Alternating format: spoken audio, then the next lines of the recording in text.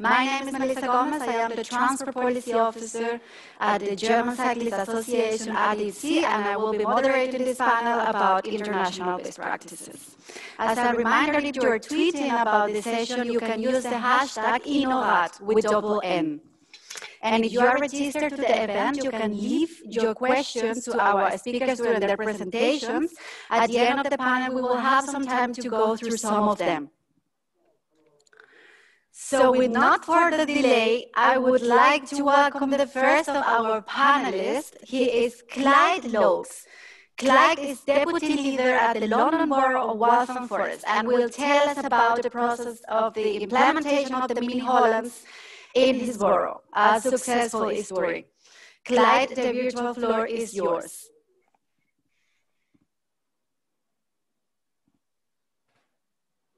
I think your mic is mute. Schoolboy error, apologies. Guten thank you for inviting me this afternoon. Can you see my slides? Are they showing? Yes, we can. Okay, good. Thank you. I shall make a start. For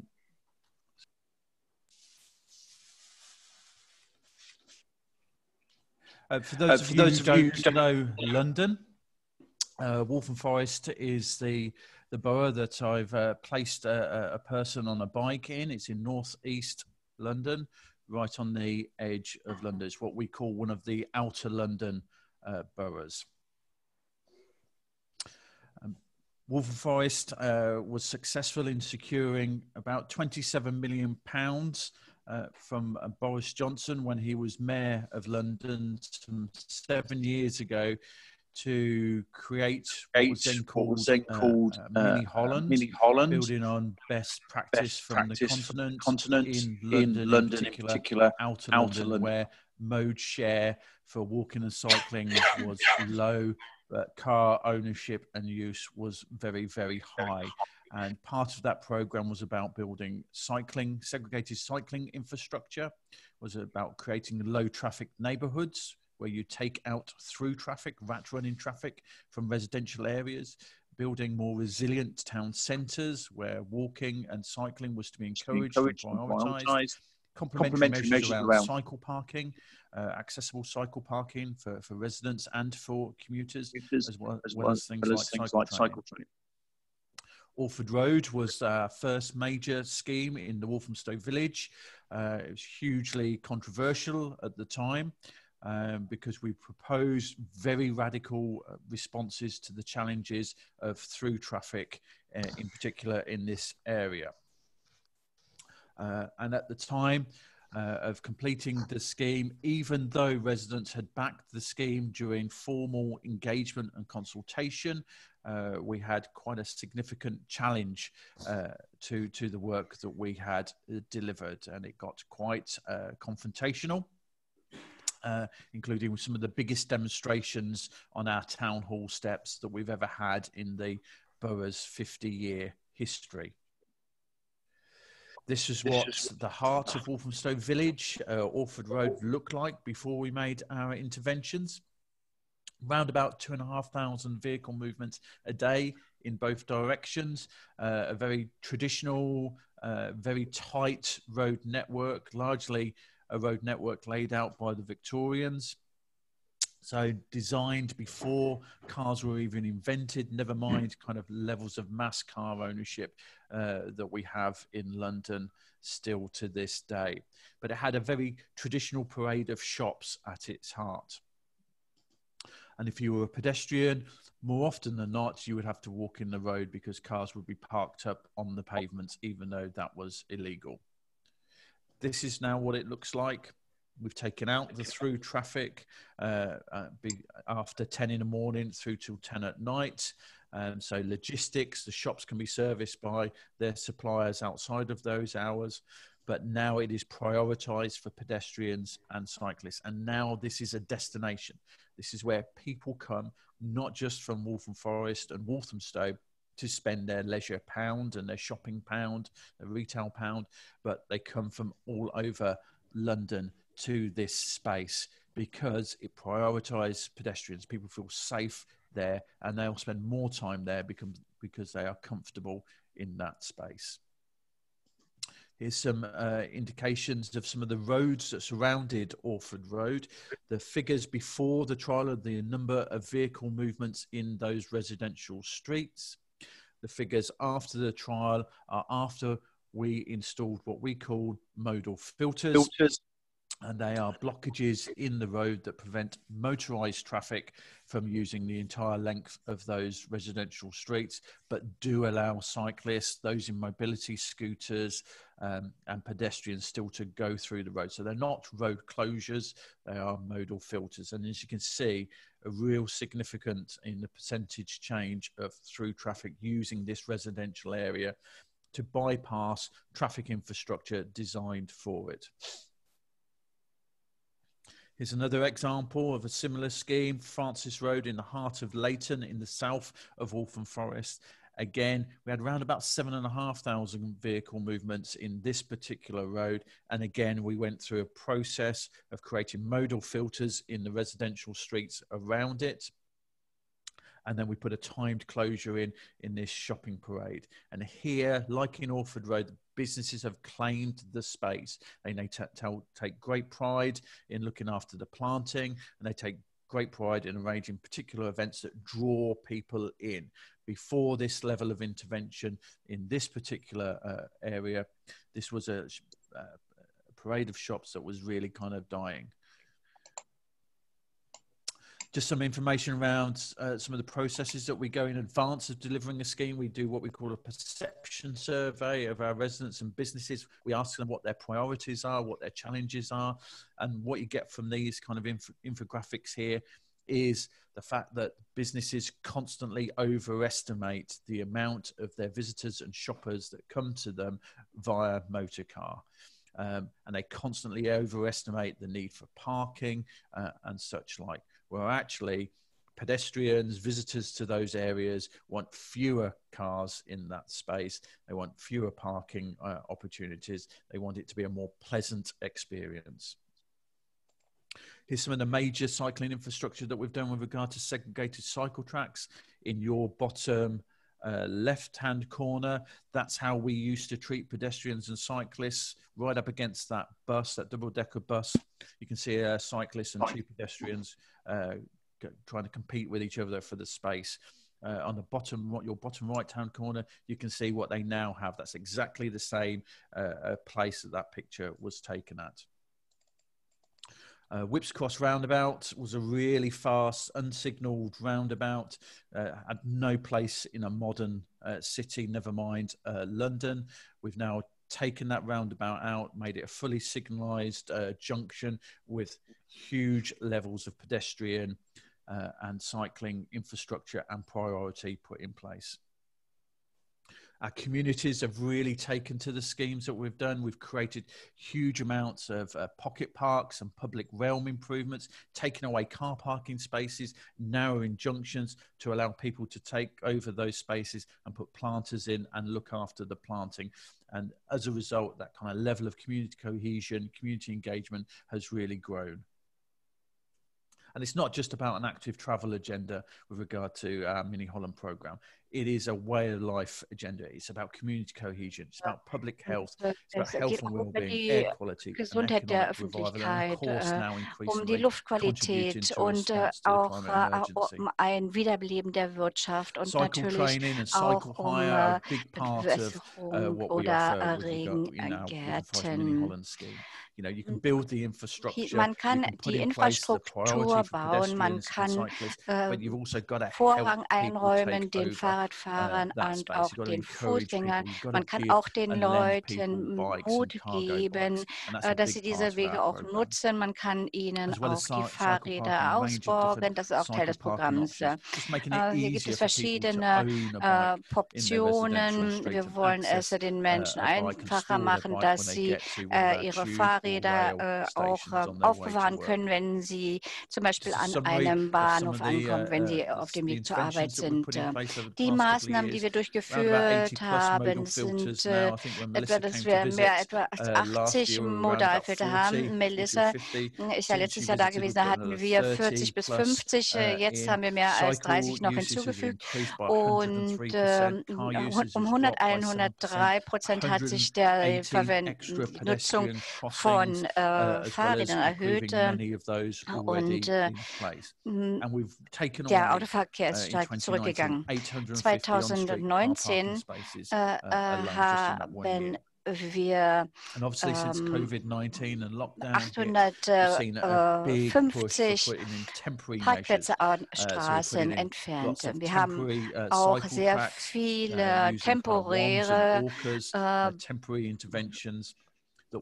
Radwege eingeführt, die dann auch später permanent gemacht werden. Wir haben auch immer noch die Situation, dass es sehr selten ist, dass die Eltern ihre Kinder nur sehr selten mit dem Fahrrad zur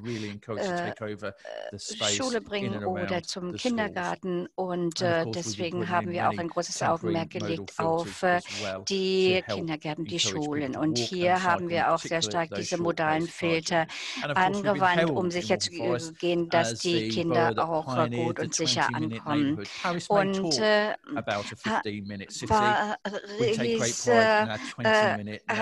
kann ja vielleicht sagen, dass sozusagen innerhalb von 15 Minuten alle Wege erreicht werden. Wir brauchen 20. Vielen herzlichen Dank. Es ist wirklich beeindruckend zu sehen, wie viel man doch in kurzer Zeit erreichen kann, wie groß die Wirkung ist. Und entscheidend ist, es geht nicht so sehr um eine Mobilitätszielsetzung, sondern es geht um eine Lebensart. Jetzt möchte ich überleiten zu Silvia Casorrán. Sie ist Leiterin eines Nachbarschaftsvereins in Barcelona. Wir sind schon sehr gespannt darauf, was Sie uns heute erzählen. Vor einigen Tagen haben wir gehört, dass Ada Colau, der Bürgermeister, den ehrgeizigen Plan enthüllt hat, dass Barcelona ein gewaltiger Superblock werden sollte. Bitte schön. Ja, das ist natürlich sehr spannend, auch für die Menschen, die in Barcelona leben. Schauen wir mal, was daraus wird, wie sich das alles entwickelt. Ja, Melissa, ich lebe in Pobleno, in diesem Stadtbezirk von Barcelona. Wir sind super Nachbarn in diesem Superblock.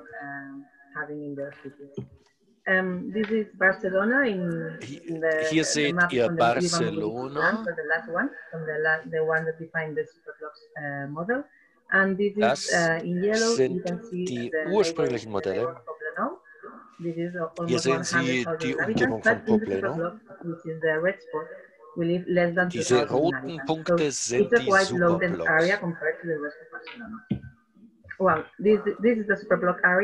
Das ist eine Gegend des Superblocks.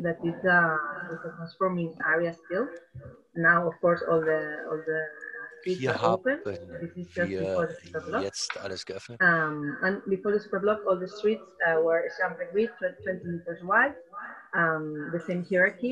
Der Dolmetscher entschuldigt sich, leider ist der Ton nicht zu verstehen. Es ist nicht zu verstehen. Die akustische Qualität ist nicht ausreichend, um zu dolmetschen. What's a superblock?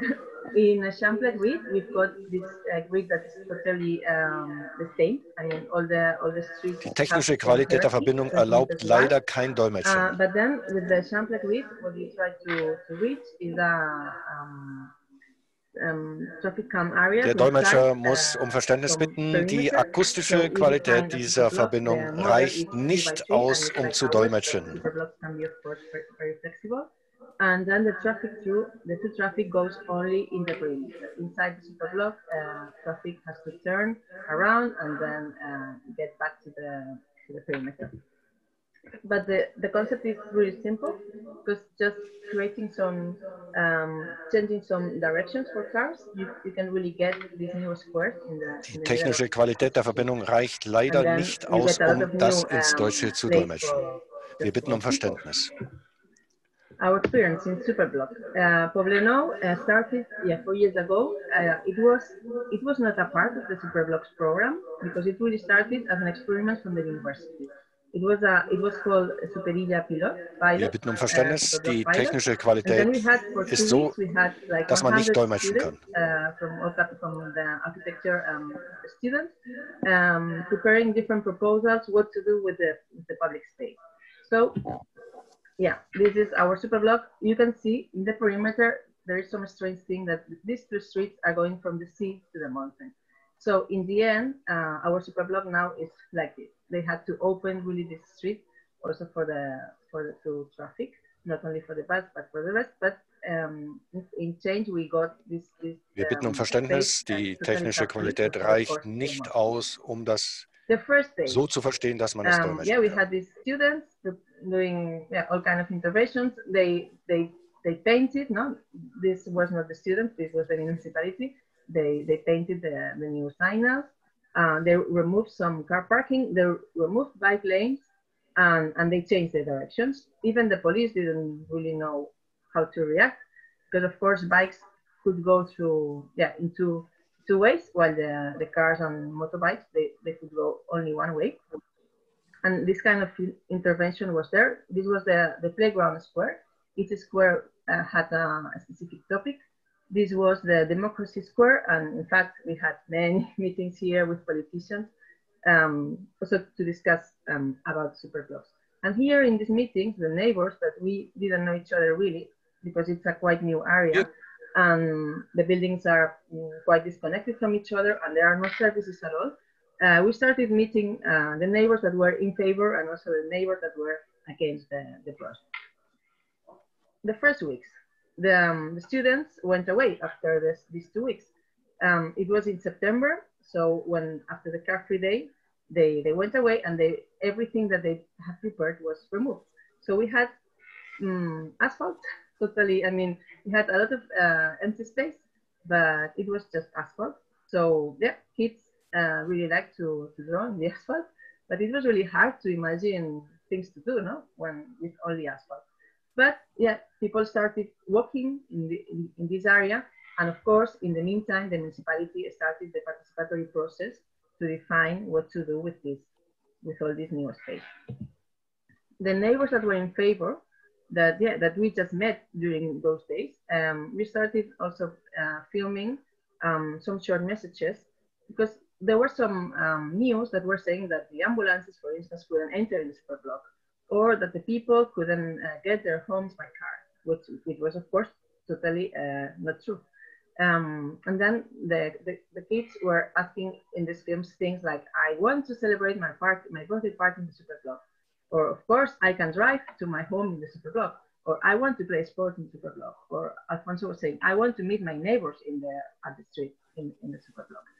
Yeah, because suddenly we had this available space, and then the companies, but also the gym that is nearby, also the neighbors, and also the Chinese school, even without nothing else on the asphalt, we started using this space.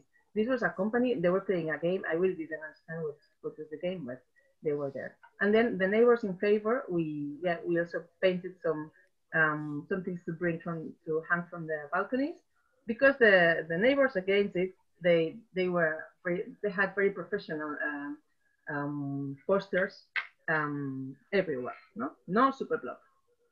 After 3 months, finally, you could see now that this is the previous situation on the Superblock, and this is after 3 months the Superblock started. Finally, the municipality could bring our desires as neighbors, no? New branches, new trees. They are still in pots. New picnic tables, which is the best ever.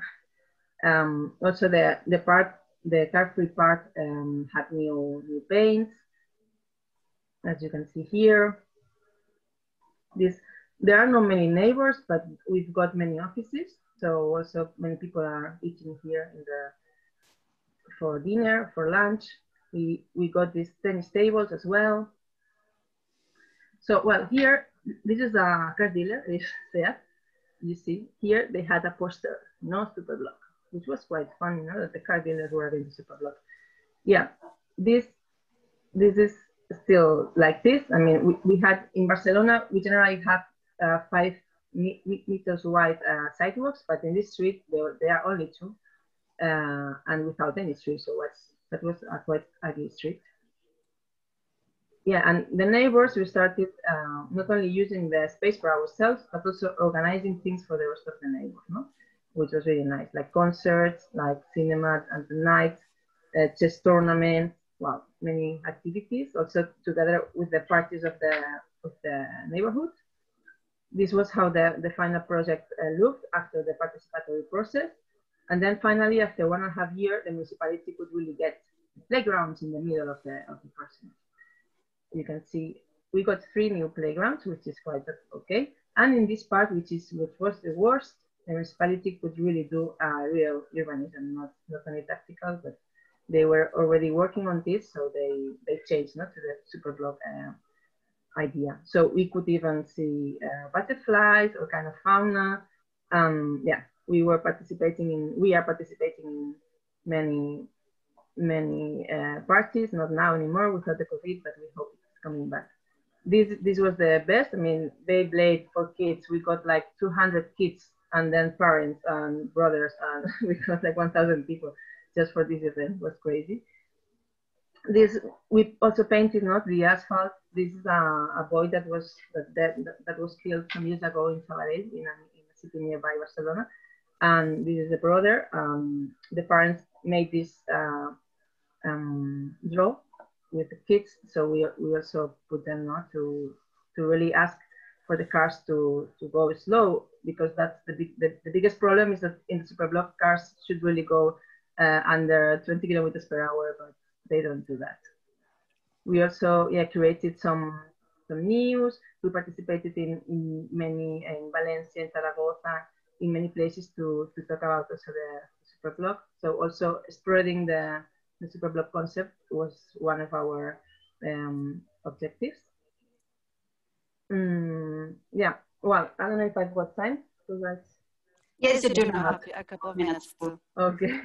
Well, this is maybe for the discussion later. It's an interesting discussion now with tactical urbanism versus hard urbanism. Tactical is very useful. You could see also, especially during the COVID, but then it's also giving more weakness to the project in the beginning, because the neighbors are like, oh, okay, if you did this in 1 weekend, just remove it and go back to the previous situation. While when it's hard urbanism, there's no way back. So that's also important. Yeah, Superblocks or axes. That's why I'm gonna go through very quickly. This is in Madrid. This is a street that was born like the Superblock in Poblenou, and this was disappearing some years later. It's just 50 meters long. So this is a very simple action that, because of political reasons, disappeared. This is the Sant Antoni Superblock, which was born 3 years later than ours, and this is real in the city center, and it's very crowded here, and it's really, really nice. It's also tactical urbanism, and one part with hard urbanism. Barcelona COVID measures, of course, we also had some of them, but this is the real challenge. We have to remove the asphalt, right? So now, yeah, what's next? Superilla Barcelona, as Melissa was saying, this week we had this big announcement of these new 21 new axes and 21 new squares in Eixample, in the city center. To the right, you can see the location of our Superblock in Poblenou. But then this is the real city center, so this will be really impressive. And this is the axis, the green axis in our neighborhood, and you can see this is the second Superblock in our neighborhood. This one in Cristóbal de Moura. It's really amazing what they did. It's really green, and yeah, that's the way. Well, thanks to my neighbors, Collective Superilla Poblenou, 4 years old already. Well, and these are my super neighbors, and we are friends now. We didn't meet each other 4 years ago. Yeah, thank you very much. Thank you, Silva. Well, I think it's very important, this example of the superblock. No, many people don't know, but the original plan for this part of Barcelona, that is thought in blocks, conceived an internal part inside every block that shouldn't be allowed to build on. And this was not respected, and at the end of the day, all the blocks were built on, and Little City really, or this part of the city, with almost no green areas and very poor public spaces, let's say. So it's really a very big answer to all the many challenges that this bad management, urban management caused. So very interesting. Thank you, Silvia. And now I'd like to welcome to the virtual stage Laura Bahamón. She is the basic manager of the city of Bogotá, Colombia, and she will make us jealous, telling us about the Ciclovia program in Bogotá. Welcome, Laura. Herzlich willkommen, Laura. I can't hear you. Ich kann dich nicht hören. Unmute your mic. Ich glaube, du müsstest dein Mikrofon mal laut stellen. Du bist immer noch gemutet.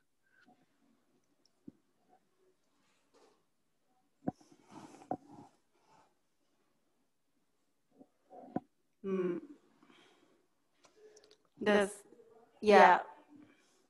now. No, we still cannot hear you. Wir können dich immer noch nicht hören, Laura. If now? Now I can hear you. Great. Ja, jetzt kann ich dich hören. Sehr gut. Hi. Thank you very much.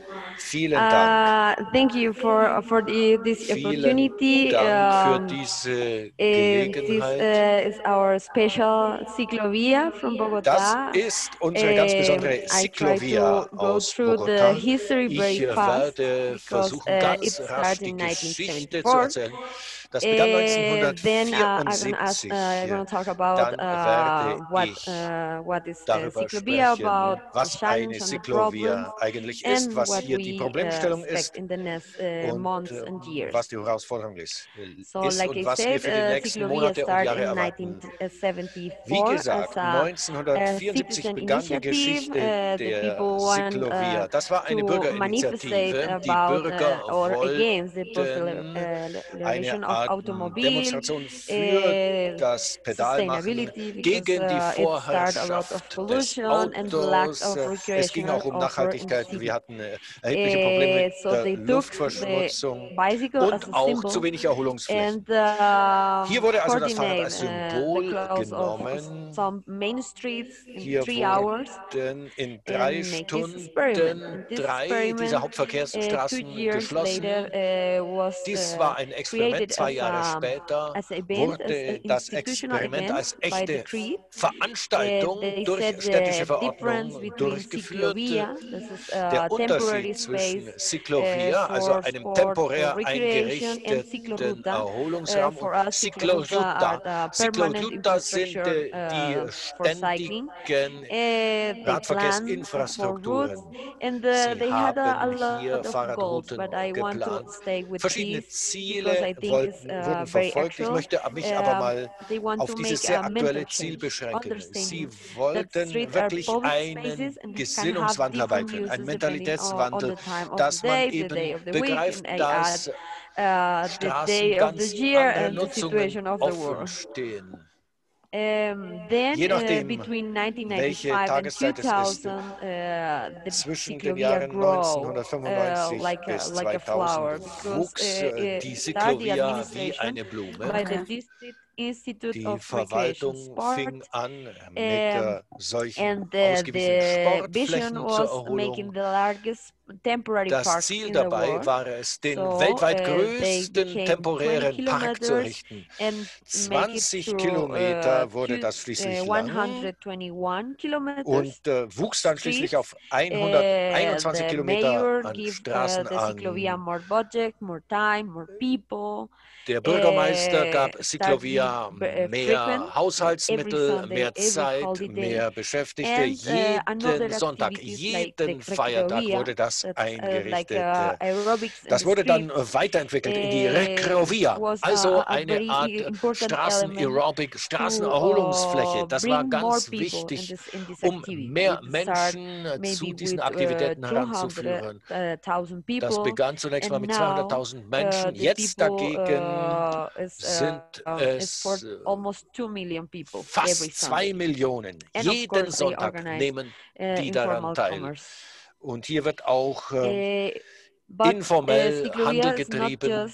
Ciclovia ist aber nicht nur ein Tag. Wir haben auch die nächtlichen Ciclovias, der erste 1999 mit der Beteiligung von 3,6 Millionen Menschen. Das ist schon sehr beeindruckend, insbesondere bei einer CD. In der Stadt gab es sehr viel Ängste, dass man sagte, ja, in der Nacht auszugehen, das ist doch ein schlechtes Beispiel. Und jetzt gingen also die Leute mit Familien, mit Freunden hinaus auf die Straßen. Man genoss diese Weihnachtslichter. Wir haben das jetzt jedes Jahr und hier werden also Familienfeste gefeiert. Es tut mir leid.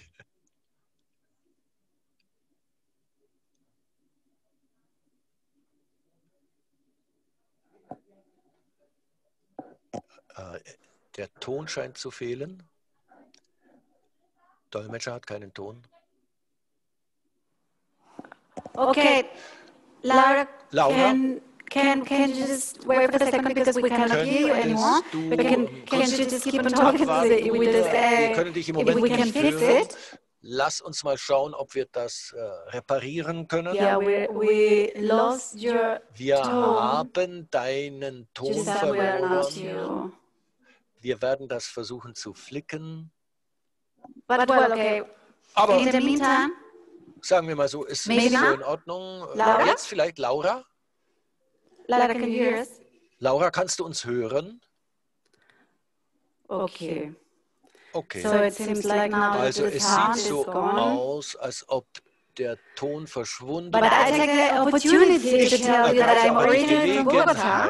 zu And I erzählen, dass grew ich up with selbst a aus Ciclovia Bogota stamme. Ich every bin Sunday aufgewachsen and mit der every Ciclovia. holiday. Jeden Sonntag, jeden Feiertag Sometimes it's zu actually besuchen. really hard to understand how come not every city in this land has Warum nicht implemented jede an Stadt open streets auf diesem program. It's Planeten really, I einen can only derartigen recommend it. It has such a positive autofreien impact Sonntag in the eingerichtet city. hat? And Ich kann es it's nur on empfehlen, es Sundays, hat it eine means riesen there's no Wirkung this am fear Sonntag. that could Gibt es interfere with like keine productive Angst mehr, traffic. dass So wir keine Angst mehr, it's dass a wir very eben powerful Verkehrsstaus tool, ohne Ende even haben. if Es ist ein it sehr would be machtvolles like a simple one. Werkzeug, auch wenn So es let's see if now we have als Laura. grundlegender Wandel erscheint. No, we cannot hear you. Schauen wir mal, ob wir Laura wieder hören können. Nein, das ist nicht der Fall. Did you change something in your settings? Or Hast du an deinen Einstellungen was geändert? That didn't work. Das hat auch nicht funktioniert. Okay, maybe you can try to plug it in and out again, or even try to go out and come back because something that you switched or changed Vielleicht hast du etwas verändert. is not working anymore. Es funktioniert nicht mehr. So no, it's still. Yeah, okay. Okay, Laura, I would say then we try to fix the sound problems, and then in the meantime we go to our last speaker, and then we come back to finish your presentation and your questions. Vortragende ein. So, Danach kannst du deine abschließen. Last but not least. I'm really glad and delighted to bring Jennifer Toole into this conversation. Jennifer is the president of Toole Design in Maryland in the USA, and she will tell us about parents with many examples and how to get it done well and fast. So welcome, Jennifer. Thank you very much. Can you hear me? Vielen Dank. Yeah, I can hear you. Okay, wonderful. Ja, ich kann hören. Well, first, I just want to thank you all for inviting me to speak. And before I start, I just want to say that here in the U.S., we have greatly benefited from learning about what other great cycling countries have done. was die Niederlande und andere große Radfahrnationen geleistet haben. Ich bin auch nach Spanien gereist, um zu lernen über dieses Programm in Sevilla zu lernen. Und wir haben auch das Programm aus Bogota mit umgesetzt. Wir haben so viel gelernt von anderen Ländern. Wir freuen uns sehr, dass wir auch mitteilen können, was wir hier in den USA gemacht haben. Eine ganz kurze Blick auf die Geschichte. Unsere Fahrradinfrastruktur. Wenn Sie schon mal in meinem Land waren, dann werden Sie feststellen, dass wir natürlich ein sehr stark autofokussiertes Transportsystem haben. Es gab eigentlich keine Erkenntnisse über Fahrradinfrastruktur vor dem Jahr 1990 und dann gab es aber einige Anfänge von Finanzierungen und es fand eine erste Planung statt. Wir haben eine starke Geschichte und Planung. Die ersten 20 Jahre haben wir eigentlich damit verbracht, darüber zu reden, was wir bauen wollen. Und dann, erst vor kurzem, das begann 2005, 2010, da haben wir angefangen, tatsächlich etwas zu bauen. Jetzt sind wir in einer sehr starken Bauphase. Wir haben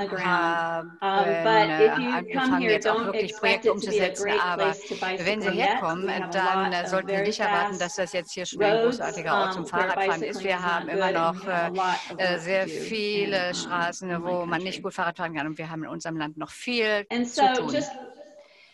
Zu Beginn, bevor ich also über diese Schnellhausbaumaßnahmen in den USA sprechen möchte, kann man sagen, dass das eine Möglichkeit ist, eine neue Fahrradfahrinfrastruktur sehr schnell umzusetzen, viel schneller, als man das normalerweise machen würde. Was hat uns in den USA dazu angetrieben? Erstens Inspiration. Ich habe ja erwähnt, dass wir das Beispiel gesehen haben von Sevilla in Spanien. Und die Geschichte der Radfahrinfrastruktur von Sevilla ist sehr oft erzählt worden in den USA während Konferenzen. Und auch die Geschichte, dass man schnell viel Infrastruktur errichten kann und dass man sofort auch sieht, wie viel mehr Menschen Fahrrad fahren. Und das einhergeht mit der Verringerung der Anzahl von Unfällen. Das war alles insgesamt sehr inspirierend. Gleichzeitig haben lokale Behörden angefangen, steuerliche Anreize zu bieten und Finanzierung zu bieten für die Schaffung von Fahrradinfrastruktur.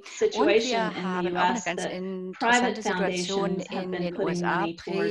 Private Stiftungen haben auch Gelder bereitgestellt, und zwar erhebliche Beträge als Anschubfinanzierung, als Startfinanzierung, um Fahrradinfrastruktur zu schaffen. Und es gab jede Menge Ungeduld. Es wurde immer darüber geredet, wie man das besser machen könnte mit der Fahrradstruktur. Aber die Leute sind dann auch im Laufe der Zeit ungeduldig geworden. Und es gab natürlich auch andere Sorgen über den Klimawandel, dann über die großen Ungerechtigkeiten in den Eigentumsverhältnissen. Wenn man also kein Auto besitzt, dann ist man einem größeren Risiko für Unfälle ausgesetzt und auch für den Tod. Und das ist natürlich viel stärker der Fall in armen Gebieten. Und dann Sicherheitsaspekte. Und was ist denn nun diese Schnellausbaumethode? Manchmal sagen wir auch, das ist die Schnellumsetzung. Das ist eine Strategie, die sowohl öffentliche als auch politische Unterstützung nutzt, um eine vollkommen verbundene Netze miteinander zu schaffen in 2 Jahren oder weniger. in dem die normalen Prozesse umgangen werden, also dass Straßen tatsächlich verändert werden müssen. Rapid implementation or quick build is an approach that Umsetzung oder focuses Schnellausbau, das resources, ist so ein funding, Ansatz, staff, der consultants, sich public engagement, darauf advocates konzentriert, to dass deliver es a zielgerichtete full Mittel auch gibt, die network of bereitgestellt high werden comfort und bike dass ein facilities. Very quickly, volles Netz von this would normally Radwegen take mit hohem a Standard decade or Leute. more in most Normalerweise of our würde cities. das We 10 are Jahre doing oder it in mehr under 2 years. dauern. Und jetzt And geschieht das aber in the focus weniger is als 2 on Jahren in den meisten high Städten. comfort bikeways, so Der bikeways that are separated from traffic, Schwerpunkt liegt auch auf or bikeways that are on extremely low Fahrradwegen, speed die streets. hohen Komfort bieten. And Also das typically heißt, dass the dort network entweder is geringe Geschwindigkeiten concentrated ohnehin in a gefahren central werden district or a und downtown das area. Netz And ist that full in der network is im built all at once. Stadtzentrum angesiedelt und das ganze Netz wird auf So einmal we had errichtet some sozusagen. early successes Wir hatten here in the einige United frühe States. Erfolge As I in den mentioned, we USA, were wie ich schon really erwähnt habe, inspired by waren wir Seville, wirklich Calgary, inspiriert worden von Sevilla. not in the US. Und in North America, Calgary though, ist ja was at nicht first an in den early USA, adopter, aber and natürlich in it was also Nordamerika. successful with quick Das build. war eine der And then ersten a number Städte, of other die cities das umgesetzt haben. Und dann noch eine implemented ganze this Reihe strategy. anderer Städte haben diese Strategie And these are angewandt. just examples that Das sind hier nur my company Beispiele, has die been aufgeführt involved sind. with. There Das are sind other Städte, places in as well, but I denen just auch want to point mein out that there are a few Unternehmen cities on betätigt this war. list Und that beteiligt are war. Und not known for being very bike friendly. Houston, sind Texas is an eigentlich example. Orte dabei, die nicht unbedingt dafür bekannt sind, dass sie besonders fahrradfreundlich sind. Also New Orleans zum Beispiel, dort findet man ja große Ölfirmen. Und normalerweise ist das nicht unbedingt ein Ort, wo man gerne und viel Fahrrad fährt. Sie hatten ursprünglich auch sehr wenige Fahrradkilometer Strecke. Und dann gibt es auch noch eine Fürsprechergruppe People for Bikes in den USA und die waren auch ganz wichtiger Teil der Bewegung. Und sie haben auch Gelder aus privaten Stiftungen zusammengetragen, aus einigen dieser Städte, um technische Unterstützung zu geben für diese Schnellausbauprojekte. Viele Städte machen das aber auch ganz allein nur für sich. Ich möchte ganz kurz nochmal das Beispiel New Orleans heranziehen als Beispiel. Die Stadt hat viele Fortschritte erreicht in kurzer Zeit. Das war also wirklich kein guter Ort zum Fahrradfahren bis vor kurzem. Und aufgrund des Hurrikans Katrina, der mehr oder weniger das gesamte Verkehrssystem platt gemacht hat, gab es also Gegenden, wo es 2-3 Stunden gedauert hat für die Leute, dass sie überhaupt erstmal ins Zentrum zur Arbeit fahren konnten, weil sie kein Auto hatten. Das heißt, es gibt in New Orleans große Ungerechtigkeiten, in just a short amount of time, they went from only having about 11 miles of bikeways am Anfang gab es nur 11 Meilen Fahrradstrecke und das hat sich ausgeweitet auf 130 Meilen. Und in dem Schnellausbauprojekt werden 75% von 75 Meilen innerhalb von 2 Jahren gebaut und wir sind jetzt mitten dabei. Ich möchte jetzt nochmal darüber sprechen, was führt denn dazu, dass diese Projekte in den USA funktionieren lassen? Und warum haben wir diese Netze so schnell bauen können? Das Erste, was wir gemacht haben, ist, dass wir einen soliden Satz von Konstruktions- oder Designstandards erstellt haben. Und das heißt also, darauf einigen sich alle, dass man diese Projekte baut. Das heißt also, es wird jetzt hier keine lange Debatte mehr geführt über jede einzelne Kreuzung oder Straße, indem man sich also vorher darauf einigt, wie man das Gesamte gestaltet. Und dann hat man also Entscheidungsrahmen und das sind nicht die normalen Entscheidungswege, die wir sonst kennen. Sehr oft ist es so in den USA, dass Projekte an einen Punkt kommen, wo eine Behörde nicht der gleichen Meinung ist wie eine andere, nämlich dahingehend, wie das Projekt nun umgesetzt werden sollte. Und dann kommt man manchmal in eine Sackgasse und es dauert Jahre, bis es daraus einen Ausweg gibt. Und wir haben hier einen Rahmen erstellt, um das zu verhindern. Das heißt also, dass eine Person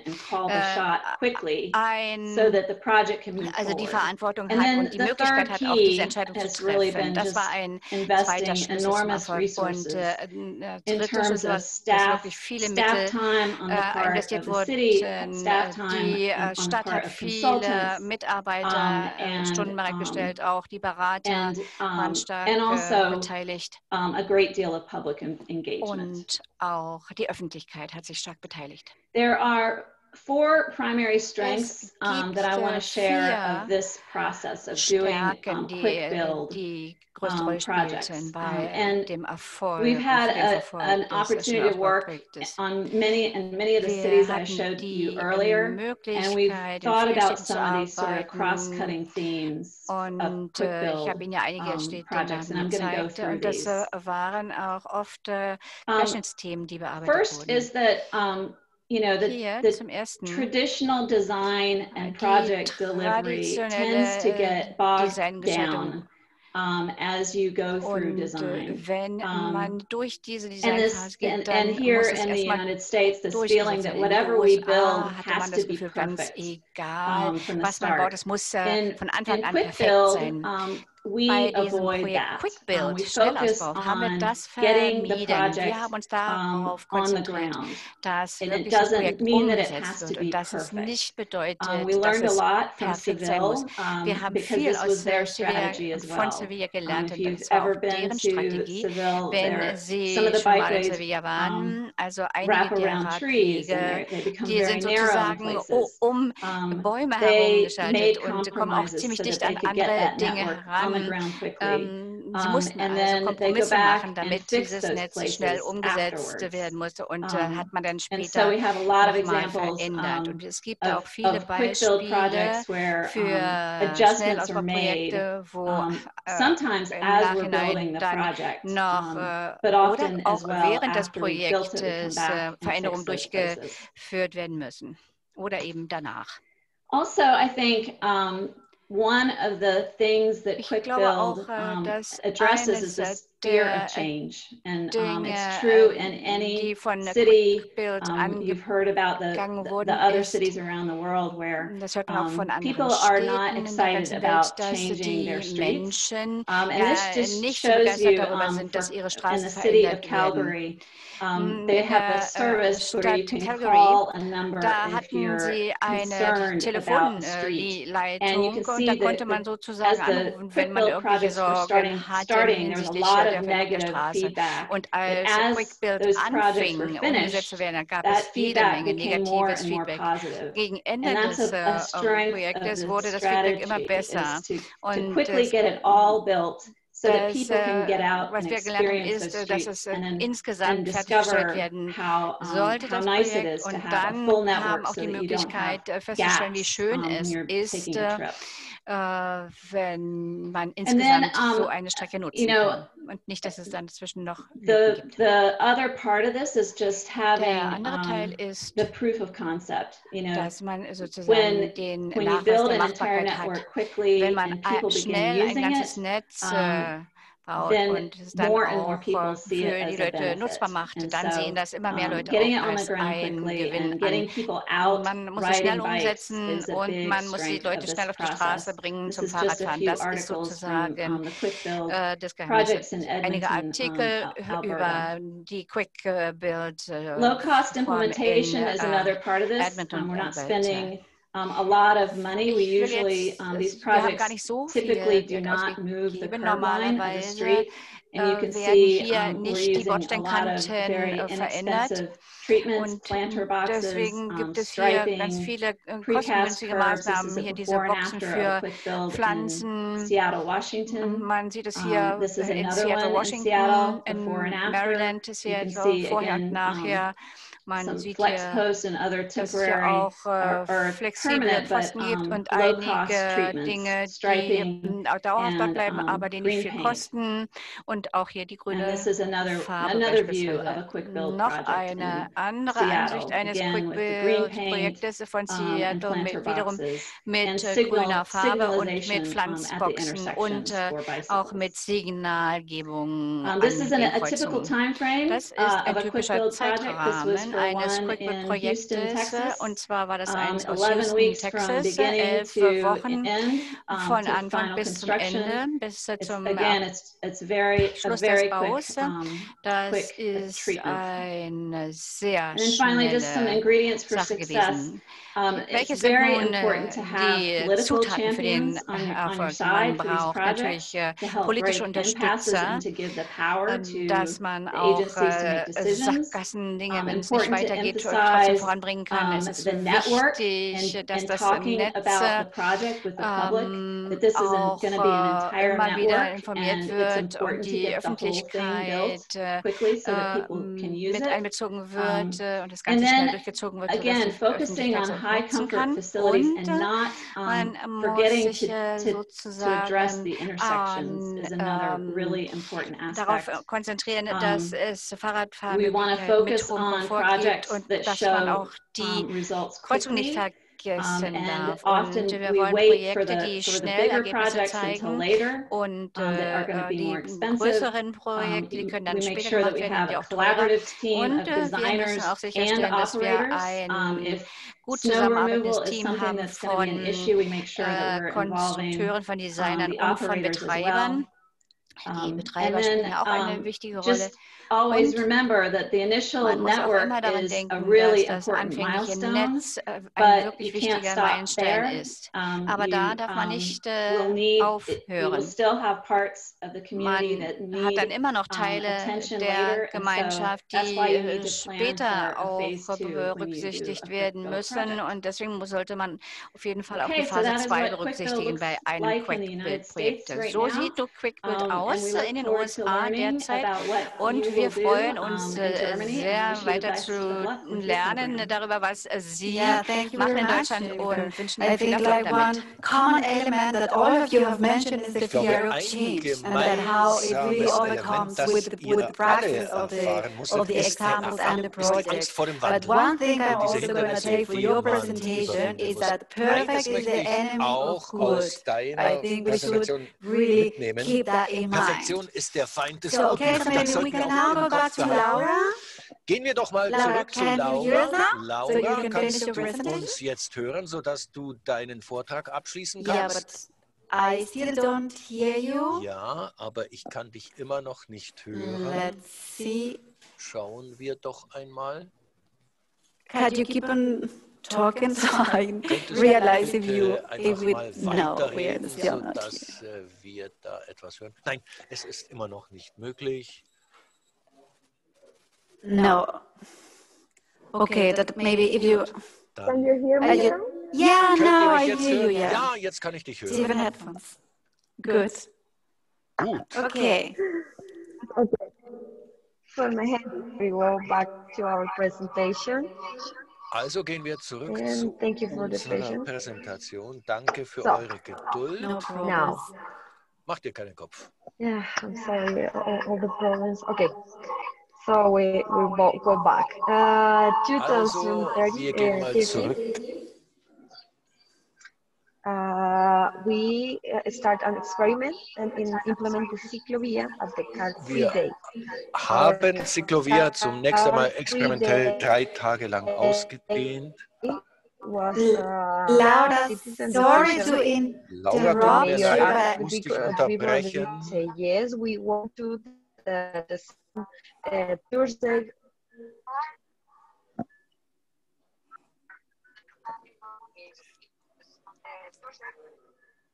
Yeah, can you hear us now? It looks like you have two mics open. So maybe if you can close one of them, we can hear like we kind of echo. Sodass wir nicht dieses ständige Echo hören. So maybe now? Vielleicht jetzt? No. But now I cannot hear anything. So jetzt können wir gar better nichts mehr hören. double that nothing. Könnt ihr mich jetzt hören? Can you hear me now? Yeah, Könnt I ihr can mich hear jetzt you hören? now. Ja, jetzt And kann ich clear. dich hören. Great. Und zwar sehr deutlich. Perfect. So, and now, super. Also, so jetzt 2020, with this 2020 situation of COVID, mit dieser we had Covid-geprägten many Situation, challenges. da lagen The major plötzlich challenge was the erhebliche crowd Probleme and their vor uns. consequences of congestion Hauptproblem public transport. war So natürlich die we Auswirkung installed auf the den most of the kilometers Verkehr of ciclovia, but also in other ÖPNV. streets that we Wir know haben that also in our die BRT Ciclovias system, und Transmilenio, auch die there meisten was anderen great crowd. Straßen Also because angeschaut. some Da parts gab of the city, for example, the Carrera einige Settima, Teile it has der Stadt, insbesondere die Carrera Settima.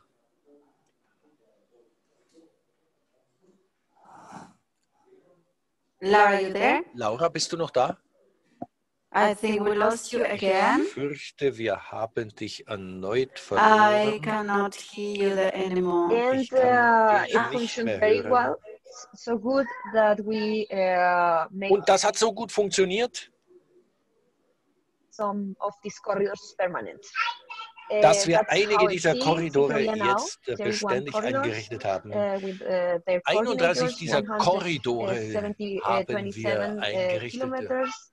für But the 127 heart of Kilometer Ciclovia Länge. are the people. Das Herz des Ciclovia sind die Menschen. De la Die Ciclovia, Guardianes de la guardians Ciclovia, are also die 330 Wächter der trained Ciclovia. people. 330 They know first aid, they are ausgebildete qualified, they are Menschen. selected Sie for this problem, werden ausgebildet for this und program. sorgfältig ausgewählt für 150 dieses Programm. police auxiliaries, 150 volunteers Hilfskräfte von der Polizei, 800 Freiwillige, a coordinator, alle route shift 2,5 managers, Monate and the specialized persons werden sie eingerufen. but also we had the street vendors. Not Wir just haben auch they sell not diese just food, they help Straßenverkäufer. us Sie verkaufen nicht to nur repair Essen, sometimes our sondern bikes. sie They bieten sell auch things for your pets. Reparaturdienste für die So Fahrräder it's an very oder interesting. sie And of bieten course the material. Kleinigkeiten So für 3,000 die cones, Tiere an. 1,500 fences, 3000 30 trucks solche that start at 4 a.m. Hütchen sind picking auf up den everything Straßen, from 1500 the Zäune, institution 30 and LKWs. taking to all the city to install the ciclovia and then put it back Und die räumen das dann auch danach wieder auf. And of course, und selbstverständlich ist körperliche Tätigkeit hier sehr erwünscht. Guinness records. Ciclovia hat 2 Guinness-Rekorde gebrochen. 8200 Menschen nahmen am größten Kickbox-Event überhaupt teil und 50.420 Menschen vollführten Aerobic in dem Parque Metropolitano. Sie sehen also, wir nehmen hier viel Platz ein. Ganz wichtig ist es auch, das Ganze aufeinander abzustimmen. Das Städtische Institut für Erholung und Sport, IDRD, die Verkehrsbetriebe der Stadt, die Bildungsaufsicht der Stadt, das Gesundheitsreferat der Stadt, insbesondere jetzt angesichts von Covid-19 vollführen wir manchmal Tests. Wir haben selbstverständlich auch Security, denn natürlich gibt es da Probleme mit Diebstählen. Die Polizei ist auch mit an Bord, ebenfalls das Institut für Solidaritätswirtschaft für diese Straßenverkäufer. Und natürlich gibt es auch bestimmte öffentliche Dienstleistungen, die da hier gefordert sind. Alles wird hier in unserem Lagezentrum gesteuert. Wie gesagt, es gibt Probleme, zum Beispiel verlorene Kinder, kleinere Unfälle. Manchmal auch fahren Autos auf die Ciclovia, Streitigkeiten und dergleichen. Aber die Menschen aus den öffentlichen Einrichtungen kriegen das gut auf die Reihe. Sie sind miteinander ständig im Austausch. And now und nun they make a lot of campaigns about werden große Kampagnen gefahren, etwa zum Maskentragen, Händewaschen und weitere Hygienemaßnahmen. Das Bild hier stammt aus dem September. Ciclovia wurde im März unterbrochen und wir haben dann im September dieses Jahres wieder angefangen.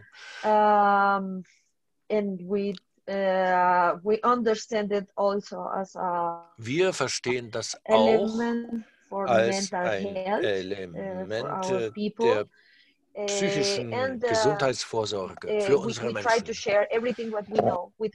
Wir versuchen, alles, was wir da lernen und erfahren, mit anderen Städten zu teilen. Mehr als 300 Städte vollführen dieses Experiment ebenfalls. Wir versuchen hier eine Art Netz der Ciclovias zu schaffen. Mehr als 70 große oder Millionenstädte weltweit haben den Plan übernommen. In den nächsten Jahren oder Monaten planen sind neue Routen und auch Nachtradfahrwege während der Nacht, nicht nur bei Tageslicht. Kinderräume wollen wir auch einrichten, Kinderflächen, Tandemfahrzeuge für Sehbehinderte oder Blinde, sowie auch Skaterstrecken, also nicht nur für Radfahrer, sondern auch für Skater. Vielen Dank. Und vielen Dank, dass du so viel aus den Federn gekommen bist, um mit uns zu sprechen.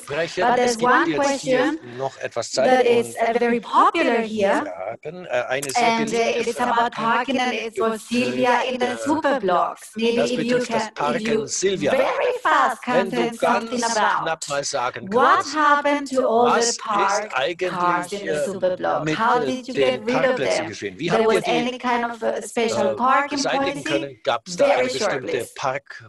Politik oder ganz knapp Well, in bitte. Barcelona, we've got the green area for the Wir haben eine residents, and in Grünfläche this area für it die didn't work Anwohner. yet.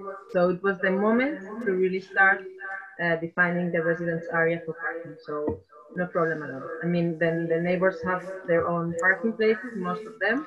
Die Anwohner haben überwiegend So just with a few ihren places, eigenen Parkplatz it was in fine. der Hausgarage. Also es gab eigentlich keine großen Probleme.